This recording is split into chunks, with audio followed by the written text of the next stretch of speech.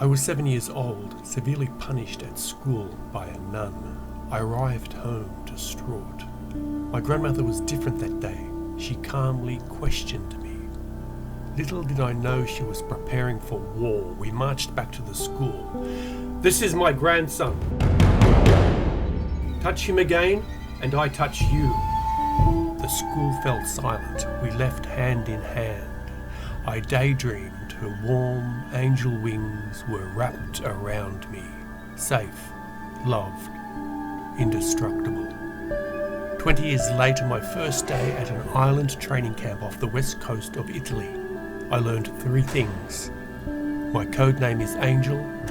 Her code name was also Angel. And her wings that wrapped around me on that day were not a daydream.